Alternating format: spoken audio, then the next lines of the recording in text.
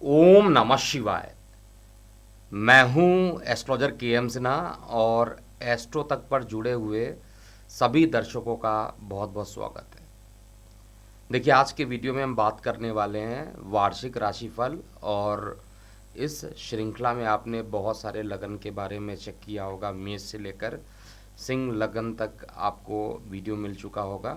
और आज के वीडियो में हम केवल बात करने वाले हैं कन्या लग्न वाले जातकों के लिए क्या कैसा रहेगा वर्ष 2024। ये लगन के आधार पर प्रिडिक्शन है। और जब हम कन्या लग्न की बात करते हैं तो कन्या लग्न जो होता है एक द्वि स्वभाव लग्न माना जाता है। बुध इनके लग्नेश बनते हैं, ये बेसिक चीज़ें आप लोगों को पता होनी चाहिए।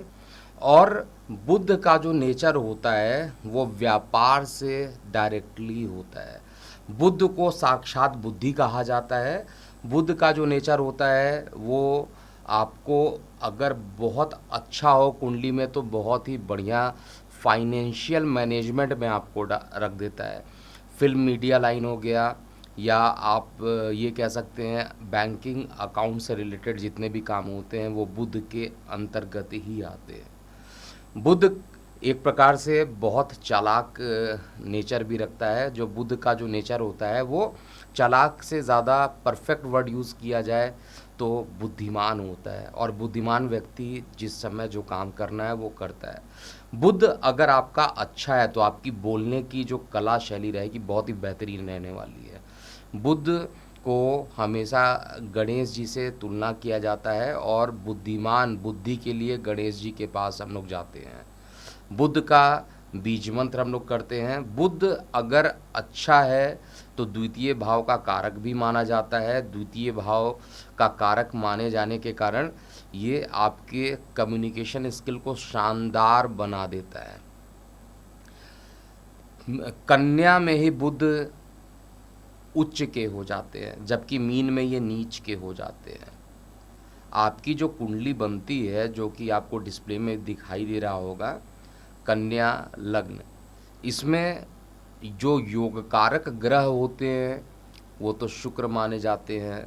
बुध ग्रह लग्नेश है तो योग कारक होगा ही। शनि भी इसमें बहुत ही अच्छा रिजल्ट देते हैं। देखिए, कन्या लग्न वाले जातकों के लिए जब से बृहस्पति देव अष्टम में गए थे, आप लोग मैच कीजिएगा पिछले साल जो हुआ है, जब से अष्टम में बृहस्पति देव गए थे, एक तो मकान भूमि वाहन फोर्थ हाउस यानी माता का हाउस उसको लेकर अष्टम में चले गए, रुकावट में चले गए। और साथ में वहाँ पर बैठकर बृहस्पति देवता की जो दृष्टि पड़ रही थी अस्पताल पर पड़ रही थी, खर्च पे पड़ रही थी।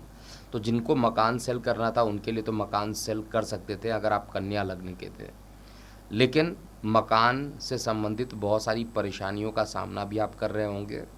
और बृहस्पति देव क्योंकि अष्टम में जाकर बैठे थे और आपकी कुंडली में कहा जाए तो बृहस्पति देव को चतुर्थ भाव के साथ साथ सप्तम भाव भी दिया हुआ है। केंद्र के दोनों ही भाव बृहस्पति को मिले हैं। और यहाँ पर बुध और बृहस्पति दोनों को केंद्र अधिपति का दोष भी कुछ कंडीशंस में लगता है। फिलहाल हम यहाँ पर ये बात करने वाले हैं कि ये जो आने वाला समय है वो कैसा बीतेगा। बुध के अंदर कफ पित्त और वात तीनों की प्रवृत्ति होती है। जब हम मेडिकल एस्ट्रोलॉजी में लेक्चर्स लेते हैं पढ़ाते हैं तो हम सबसे पहले बुध को चेक करते हैं। बुध के अंदर पित्त भी होता है, कफ भी होती है, वात भी होती है, तीनों टाइप की प्रकृति होती है।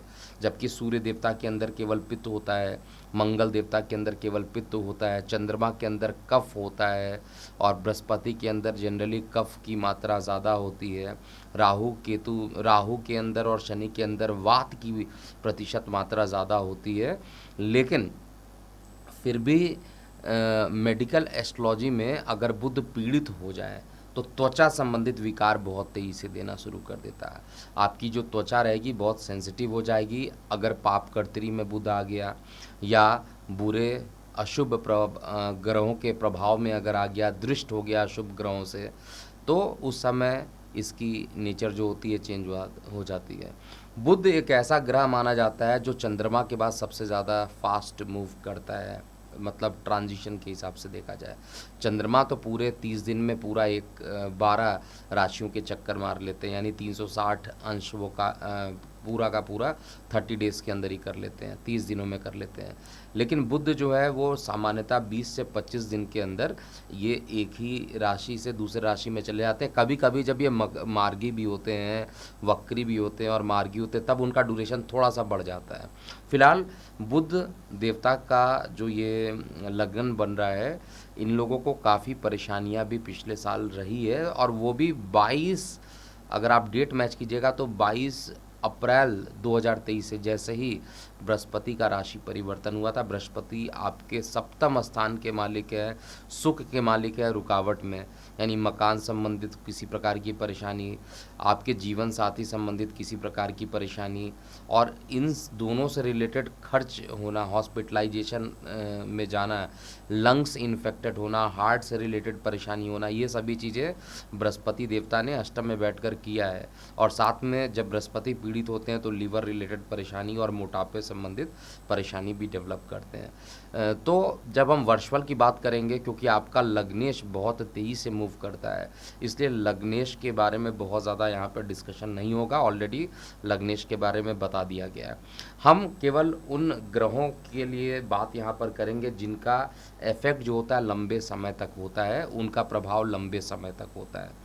जैसे अगर आप अपनी कुंडली देखिएगा, अगर कन्या लग्न है तो लगन भाव में केतु कन्या राशि में ही बैठे हुए हैं, लगन से सप्तम भाव में राहु बैठे हुए हैं, मीन राशि में शनि अभी भी मूल त्रिकोण राशि में है, जो कि पूरा राशि परिवर्तन करेंगे ही नहीं इस बार। इनका अगला राशि पर परिवर्तन 29 मार्च 2025 को सीधा होना है, और 16 मई 2025 में राहु केतु का राशि परिवर्तन होगा। तो जब हम वर्षफल की बात करते हैं तो राहु, केतु, शनि और बृहस्पति, इन 4 ग्रहों की महत्ता सबसे ज़्यादा चेक की जाती है। और सामान्यतः लग्नेश को भी चेक किया जाता है, लेकिन लग्नेश अगर फास्ट मूव करे तो ऐसे लोगों का ईयरली प्रिडिक्शन के साथ साथ मंथली दोनों को बहुत ध्यान से देखना चाहिए। फिलहाल हम एक एक ग्रहों के नेचर के हिसाब से देखते हैं कैसा रिजल्ट होगा, और अंत में वीडियो के आपको पता चलेगा कि आपका ये पूरा 2024 स्वास्थ्य के दृष्टिकोण से कैसा रहेगा, जीवन साथी के साथ आपके संबंध कैसे रहेंगे, जो अविवाहित लोग हैं क्या उनके विवाह होने के योग बनते हैं, क्या इस साल कुछ आप नया कर पाइएगा, मकान लेने की सोच रहे हैं तो क्या आप मकान ले पाएंगे या नहीं ले पाएंगे, जॉब की क्या स्थिति रहेगी, आपकी फाइनेंशियल स्थिति कैसी रहेगी, ट्रैवलिंग कैसा रहेगा, संतान की स्थिति, अगर आपके संतान है तो उनके साथ, संतान के साथ आपके संबंध कैसे रहेंगे, संतान की स्थिति कैसी रहेगी, और अंत में प्रेम प्रसंग के बारे में भी पूरे 2024 कैसा बीतेगा इस वीडियो में समझेंगे। तो चलिए स्टार्ट करते हैं। सबसे पहले लगन में जो आपके केतु बैठे हैं उसकी हम लोग बात करते हैं। राहु केतु जो होते हैं 18 महीने तक एक ही राशि में रहते हैं, ये सभी लोगों को पता होगा। देखिए कन्या का केतु लगन में ही बैठा हुआ है। केतु का वैसे भी नेचर होता है, सेपरेटिंग नेचर होता है, मैं कई बार आप लोगों को बता चुका हूँ। केतु जिस भाव में बैठते हैं उस भाव से अलगाव करते हैं, मंगल जैसा भी परिणाम देते हैं ये, और अगर बृहस्पति के साथ हो जाए तो कैटलिस्ट का काम कर देते हैं, बृहस्पति के पावर को बहुत तेजी से बढ़ा देते हैं, मोक्ष के भी कारक माने जाते हैं। इस लगन कुंडली में अगर कहा जाए बुध अगर स्ट्रांग पोजीशन पे जब जब रहेगा तब तक तो केतु आपको बहुत अच्छा परिणाम देगा, नहीं तो केतु सामान्यतः कहा जाए तो आपको मानसिक उलझनों से परिपूर्ण कर देगा। एक चीज़ ज़रूर करेगा, अगर आप अध्यात्म की तरफ आपका झुकाव है, अगर आप चाहते हैं कि मेडिटेशन करना, योगा प्राणायाम लगातार करना, उसमें ये डिसिप्लिन आपके लिए बना कर रखेंगे। इस साल 2024 की बात किया जाए तो अध्यात्म की तरफ, धर्म की तरफ, पिता की तरफ जो केतु का झुकाव रहेगा वो काफ़ी अच्छा मुझे दिखाई दे रहा है। और अपने ही मित्र बुध की राशि में बैठे हैं, लेकिन अगर बुध मान लीजिए 6वें में हो, 8वें में हो या द्वादश में हो, कहीं पर भी विपरीत राजयोग बनाएगा नहीं, तो बहुत सारी कंडीशन ऐसी बन जाएंगी कि अगर बुध पीड़ित होगा तो गोचर में भी केतु जो अच्छा परिणाम देने वाला था वो अच्छा परिणाम नहीं देगा, स्पष्ट रूप से अगर कहा जाए। और बुध आपको देखिए ऊपर टाइमलाइन के साथ आपको ये दिखाई दे रहा होगा कि किस किस समय बुध छठवें में होंगे, किस समय कौन सा प्लेनेट स्टार्ट और एंड डेट आपको दिख रहा होगा कि ट्रांजिट कब कब हो रहा है। टोटल मिलाकर जो मैंने रिसर्च किया 48 ट्रांजिशंस इस साल होने वाले हैं, और उसमें भी चंद्रमा का ट्रांजिशन छोड़ दिया जाए, क्योंकि चंद्रमा तो 12 राशि परिवर्तन करते हैं एक महीने में, तो 12 इंटू 12 144 और 48, ये तो बहुत लंबा टाइम हो जाएगा। इसलिए केवल और केवल मैंने यहाँ पर चंद्रमा को छोड़कर बाकी सभी चीज़ों को इंक्लूड किया है। केतु का जो प्रभाव होगा ये तभी शुभ प्रभाव देंगे जब बुध अच्छे होंगे। बुध अगर कमज़ोर हो रहे हैं तो केतु का प्रभाव अच्छा नहीं होगा। सामान्यतः जब वर्ष का जब प्रारंभ होगा तो बुध आपके पराक्रम भाव में रहेंगे, उसके बाद ये आपके सुख भाव में रहेंगे, तो प्रारंभिक 3 मंथ जो रहेगा केतु का प्रभाव आपको बहुत ही अच्छा दिखाई देगा। उसके बाद मध्य में थोड़ा सा प्रभाव कमज़ोर होता हुआ दिखाई दे रहा, अंत में फिर इसका प्रभाव अच्छा होता हुआ दिखाई देगा।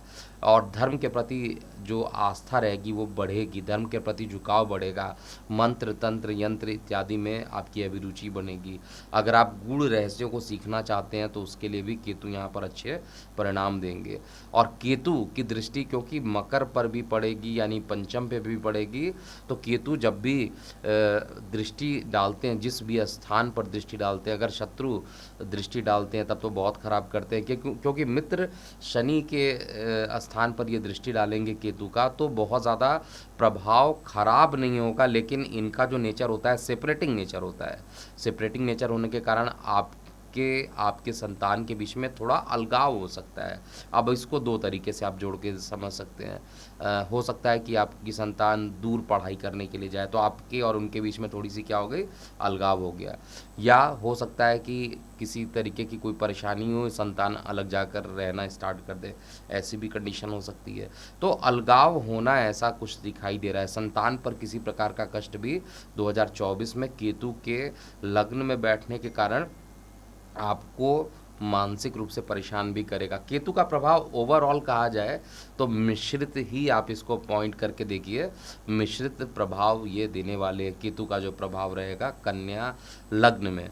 राहु की बात किया जाए तो राहु देखिए 7th हाउस में जाकर बैठे हैं, सप्तम स्थान मीन राशि को दूषित कर रहे हैं राहु। इसका मतलब है कि अगर आप किसी प्रकार का बिजनेस करना चाहते हैं, क्योंकि राहु जो होता है सडन गेन करने के लिए भी जाना जाता है, अकस्मात कोई भी घटना होती है वो राहु के कारण होती है। राहु अगर अकस्मात गेन कर रहा है, सडन गेन कर रहा है, तो निश्चित रूप से आप ये मान के चलिए कि राहु का जो प्रभाव रहेगा बहुत तेज़ी से व्यापार को बढ़ाने के लिए, दैनिक रोजगार को बढ़ाने के लिए पूरा प्रयत्न राहु देवता यहाँ पर करने वाले हैं। लेकिन यहाँ पर होगा क्या, सबसे इंपॉर्टेंट बात क्या है, जो राहु देवता है इनकी जो पंचम दृष्टि पड़ रही है एकादश भाव पे पड़ रही है, इनकम में पड़ रही है, तो किसी भी मेथड से आप उसको लीगल कह लीजिए, उसको इलीगल कह लीजिए, अपना पुरुषार्थ सिद्ध करने के लिए किसी को भी धोखा दे सकते हैं, अपना पुरुषार्थ सिद्ध करने के लिए किसी भी तरीके की बॉन्डिंग कर सकते हैं, लेकिन उद्देश्य केवल इनका यही रहेगा कि इनके पास धन आ जाए। तो धन को प्राप्त करने के लिए किसी भी लेवल तक कन्या लग्न वाले जातक जाएंगे, और धन की प्राप्ति होनी है 2024 में।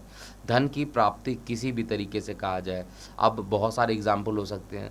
हो सकता है कि आपने शेयर में पैसा लगाया और पैसे आपके बढ़ने लगे, तो ये मतलब आप कहा जाए किसी भी प्रकार से कहा जाए तो धन बढ़ गया। लेकिन बात वही है कि जब शेयर मार्केट की बात आती है तो आपको अपने चार्ट का विश्लेषण करवाना चाहिए, उसके बाद आप ट्रेडिंग कीजिए या आप इन्वेस्टमेंट कीजिए तो ज़्यादा बेटर रहेगा। लेकिन राहु आपको यहाँ पर लीगल इलीगल दोनों टाइप के धन को लेकर आएगा। और पार्टनरशिप में अगर आप किसी के साथ मिलकर पार्टनरशिप कर रहे हैं तो उसमें कुछ विवाद भी उत्पन्न करेगा। हालांकि जो आपका उद्देश्य रहेगा पैसा कमाने का वो तो आप पैसा कमा लेंगे, इसमें दिखाई दे रहा है। राहु की यहाँ से नीच दृष्टि भी पड़ेगी और आपके छोटे भाई बहनों के साथ पर स्थान पर जो है वो नीच दृष्टि भी पड़ेगी। तो क्या होगा जब आप अगर पार्टनरशिप में छोटे भाई बहन मित्र रिश्तेदारों को अगर आपने पार्टनरशिप में ऐड कर लिया इस साल 2024 के लिए, तो आप बैल मुझे मार वाली कहानी हो जाएगी, आपके लिए उतना ही घातक सिद्ध हो जाएगा।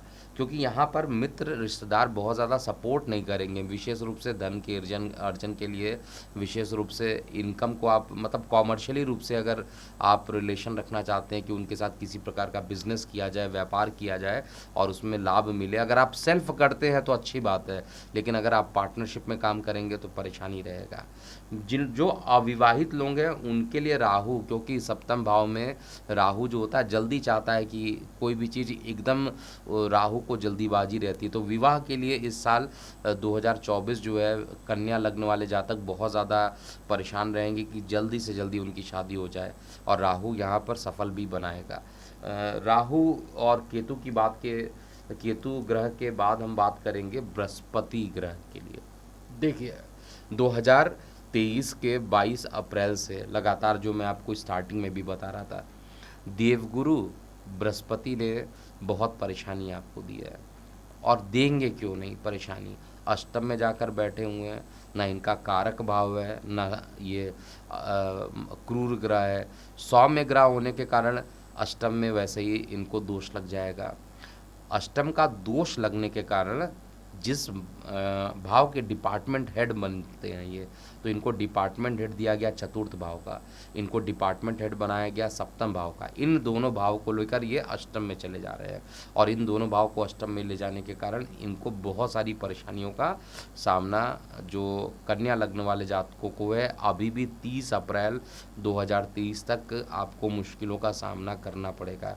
चाहे वो भूमि से रिलेटेड हो, मकान से रिलेटेड हो, वाहन से रिलेटेड हो, जीवन साथी से रिलेटेड हो, या बिजनेस से रिलेटेड हो, दैनिक रोजगार से रिलेटेड हो, कुछ ना कुछ परेशानी अभी भी देवगुरु बृहस्पति जब तक ये वृषभ में नहीं जाएंगे तब तक आपको कष्ट ही कष्ट मिलने वाला है। तो सबसे अच्छा तरीका क्या है, क्योंकि देखिए परेशानी तो पता है कि 30 अप्रैल तक कन्या लग्न वाले जातकों को परेशानी मिलेगी, लेकिन इसका सॉल्यूशन क्या कर सकते हैं। सबसे इंपॉर्टेंट बात है इसका सॉल्यूशन क्या कर सकते हैं। सॉल्यूशन बहुत इंपॉर्टेंट है। तो सबसे बड़ी चीज़ है कि गणेश भगवान जी को एकदम आराध्य देव मान लीजिए, आपके इष्ट देव हैं, और गणेश जी की जितनी भी आप पूजा कीजिए, गणेश जी का मंत्र बीज मंत्र कीजिए, ओम ब्रांग ब्रिंग ब्रोंग सा बुधाय नमा का जाप कीजिए। ऐसा करने से बुध आपके बहुत ज़्यादा एक्टिवेटेड हो जाएंगे, बुध आपको बहुत ही अच्छा रिजल्ट देने वाले हैं। तो बुध का जो प्रभाव रहेगा ओवरऑल आपको अच्छा परिणाम ही यहाँ पर देने वाला है, जैसा कि मैं चार्ट में देख रहा हूँ। इसके अलावा बुध देवता का जो प्रभाव रहेगा, बृहस्पति देवता का प्रभाव रहेगा जब ये वृषभ राशि में चले जाएंगे, तो एक तो सुख के मालिक होकर भाग्य में चले गए, तो भाग्य से मकान का सुख, भाग्य से माता का सुख, भाग्य से आपको चतुर्थ भाव से संबंधित जितनी भी चीज़ें होती हैं उन सभी का सुख मिलना आपको रहेगा। और सबसे बड़ी चीज़ है मानसिक सुख का भी कारक जो होता है वो चतुर्थ भाव होता है, तो मानसिक सुख भी आपको मिलेगा। और जब बृहस्पति वहाँ पर जाएंगे, देव वहाँ पर केतु की भी दृष्टि पड़ेगी। केतु कैटलिस्ट की तरह काम करेंगे, उत्प्रेरक की तरह काम करेंगे बृहस्पति पर, और निश्चित रूप से ये एक्टिवेट कर देंगे बृहस्पति को और ज़्यादा धर्म के प्रति झुकाव हो जाना, योगा प्राणायाम मेडिटेशन में बहुत ज़्यादा अपना इन्वॉल्वमेंट करना। और इसके कारण प्रभाव क्या होगा, इसके कारण जो प्रभाव बनने वाला है, आपका अध्यात्म के साथ रुचि तो बढ़ेगा लेकिन भाग्य में वृद्धि भी ये करेंगे। सप्तमस्त भाव जो विवाह का होता है, तो विवाह करने के बाद भाग्योदय का भी समय यहाँ पर देवगुरु बृहस्पति करने का पूरा प्रयास करेंगे। तो बृहस्पति का जो ट्रांजिट होने वाला है वो 1 मई 2024 से अगर किसी एक लगन के लिए बहुत ही बढ़िया होगा, पुरानी चीज़ों को ख़त्म करके नए चीज़ों को रीगेन करना, वो कन्या लग्न वाले जातकों को जितने कष्ट थे सारे कष्ट खत्म हो जाएंगे, और सारे ही जो पॉजिटिव चीज़ें हैं वो हर तरीके से पॉजिटिव, क्योंकि लगन को भी देखेंगे, और लगन को देखने के कारण आपका जो मन रहेगा वो आपकी जो पर्सनालिटी होगी वो डेवलप करेगी। और साथ में केतु पर शुभ प्रभाव पड़ेगा, तो केतु अगर गलत करना भी चाह रहा है पंचम को लेकर, तो संतान संबंधी समस्याओं को भी कम करने का प्रयास करेंगे।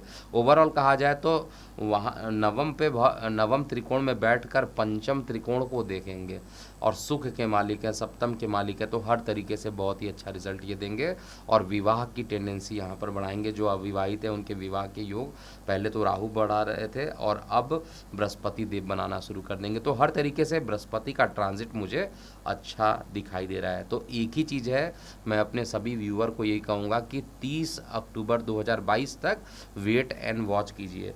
अगर आप 30 अक्टूबर 2022 तक वेट करते हैं और आप बुध का बीज मंत्र करते हैं, गणेश भगवान की सेवा करते हैं, तो उसके बाद बृहस्पति देव अपना अच्छा प्रभाव दिखाना प्रारंभ कर देंगे। एटलीस्ट कुछ बहुत ज़्यादा परेशानी इस बीच में ना हो, इसलिए ये उपाय तो आपको करके रखना चाहिए। इसके बाद हम बात करेंगे शनिदेव के लिए 2024 शनिदेव का क्या प्रभाव रहेगा। देखिए, शनिदेव को डिपार्टमेंट दिया गया पंचम त्रिकोण का, बहुत ही अच्छा माना जाता है पंचम त्रिकोण, और पोजीशन भी छठवें भाव में बैठे, ये भी अच्छा भाव है शनिदेव के लिए। अपने ही राशि में बैठे हैं, मूल त्रिकोण में बैठे हैं, तो लीगल लिटिगेशन इन सभी मामलों में सफलता आपके पक्ष में जाने वाली है। और लेकिन परेशानी केवल और केवल यही कर रहे हैं कि शनि की दृष्टि जो है वो अष्टम भाव पर पड़ रही है। शनि की जो नीच दृष्टि है वो अष्टम भाव पे पड़ रही है। योग कारक ग्रह का नेचर होता है, जहाँ देखते हैं जहाँ बैठते हैं बढ़ाने का काम करते हैं, लेकिन अगर वो नीच दृष्टि देखेंगे तो वो नीचता को बढ़ाने की कोशिश करेंगे। इसलिए शनिदेव का जो प्रभाव रहेगा वो 7वीं दृष्टि तो इनकी अच्छी है, जो 10वीं दृष्टि है वो भी अच्छी दिख रही है, लेकिन जो तीसरी दृष्टि है वो थोड़ा सा आपको रिसर्च डेवलपमेंट में काफ़ी मेहनत कराएंगे। और कोई भी काम होगा न्यायिक मामलों से रिलेटेड उसको सॉल्व तो करेंगे, लेकिन वो डिले करते रहेंगे। आपको लग रहा होगा कि कोई सॉल्यूशन निकल रहा हो लीगल केसेस में कि 3 महीने के बाद निकलेगा, पता चला कि वो 29 मार्च 2025 तक खिंच गया, क्योंकि शनिदेव का नेचर होता है जहाँ बैठते हैं वहाँ डिले करना है। तो तीसरी दृष्टि बिल्कुल अच्छी नहीं है, लेकिन जो बृहस्पति पर भी दृष्टि पड़ रही थी, कम से कम बृहस्पति एक्टिवेट हो जाता है तो आपके लिए अच्छा रिजल्ट रहेगा। ये चीज़ आप मत यहाँ पर सोचिएगा कि बृहस्पति देवता तो आपके लगन के ही शत्रु होते हैं, ये अलग बात है। बृहस्पति देवता आपके लगन को शत्रु मानते हैं, लेकिन आपका लग्नेश बृहस्पति को कभी शत्रु नहीं मानता, उदासीन दृष्टि से देखता है।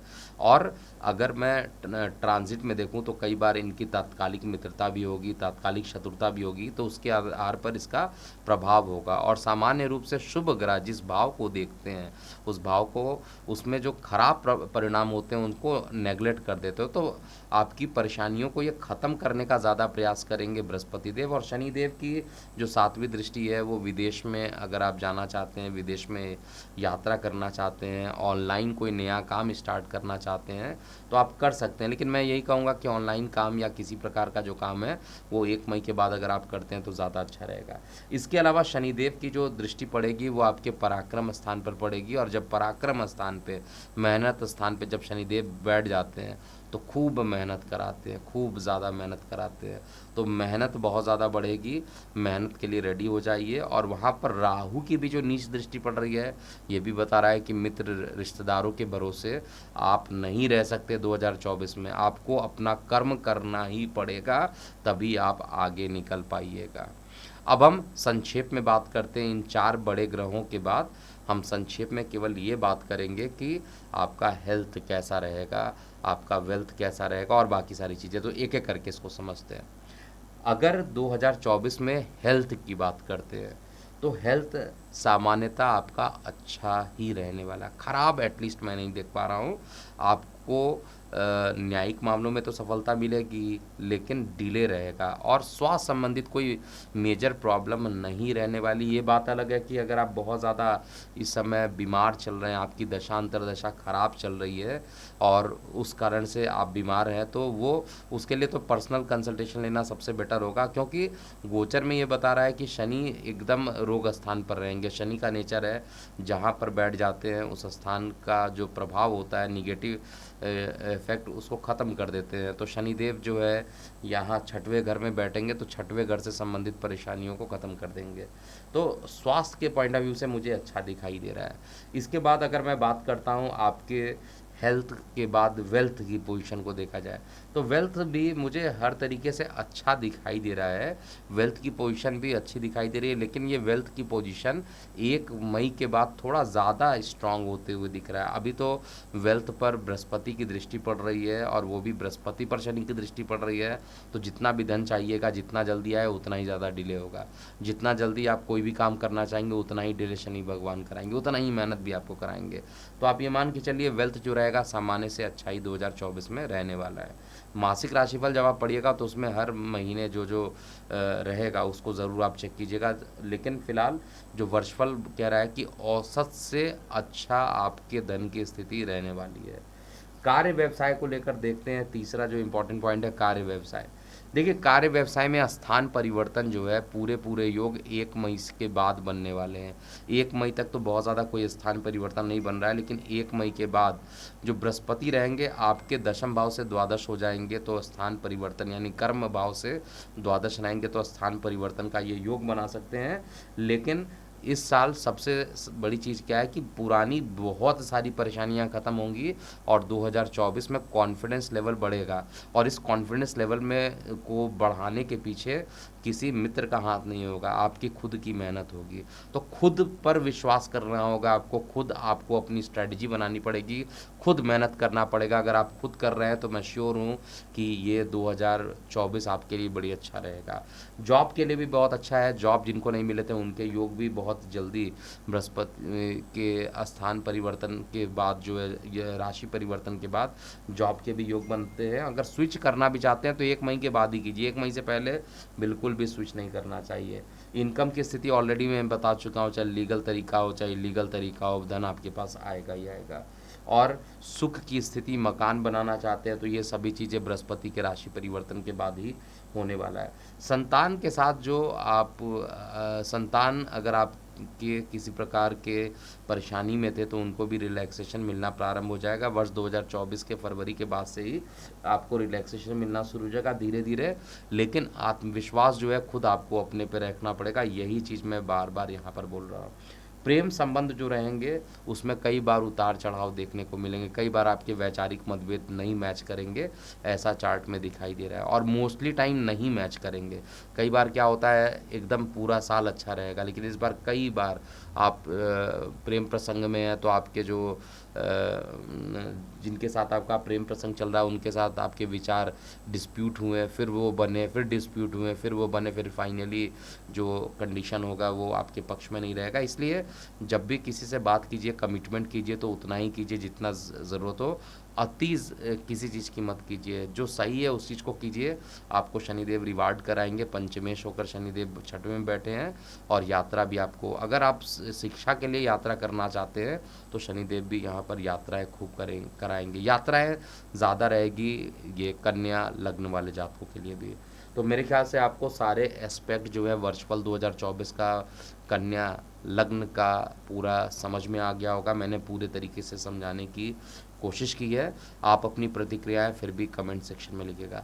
जिन लोगों ने अभी तक इस चैनल को सब्सक्राइब नहीं किया है सब्सक्राइब कर लीजिए और बेल आइकन को प्रेस कर दीजिएगा, ताकि जैसे ही मेरा वीडियो अपलोड होगा आप सभी तक पहुंच जाए।